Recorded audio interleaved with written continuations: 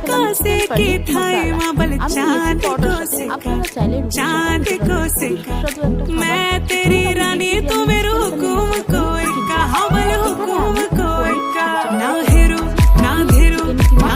কিনতে। এখানে আমি পনির চিকেন কিমা, পেঁয়াজ কুচি, টমেটো কুচি, সস আর সাথে নিয়েছি পেঁয়াজ বাটা, আদা বাটা, রসুন বাটা। এখানে আমি গুঁড়ো মশলার মধ্যে অ্যাড করেছি জিরের গুঁড়ো, লঙ্কার গুঁড়ো, শাহি গরম মশলা আর হলুদ গুঁড়ো। তো চলুন আমি কড়াইতে তেল বসিয়ে দিই। কড়াইতে তেল গরম হতে হতে এবার আমি পনিরটা ছেড়ে দিলাম। পনিরের মধ্যে একটু লবণ অ্যাড করেছি। এটা হতে হতে এবার আমি মাংসটা ম্যারিনেট করব। মাংসতে দিয়ে দিলাম পেঁয়াজ বাটা, আদার বাটা, রসুন বাটা দিয়ে ভালো করে ম্যারিনেট করে এবার ওই কড়াইতেই আমি মাংসটা ভাজা হতে দেবো। ভাজা হতে হতে এবার আমি মাংসটা তুলে নিয়ে এর মধ্যে আমি আবার তেল অ্যাড করব। তেলের সাথে দেব অল্প বাটার। বাটারটা দিলে টেস্টটা খুব সুন্দর হয়। এবার আমি এর মধ্যে পেঁয়াজ কুচি আর টমেটো কুচিটা দিয়ে দেবো। দিয়ে তারপর আমি সাদা জিরে দিয়ে দেবো।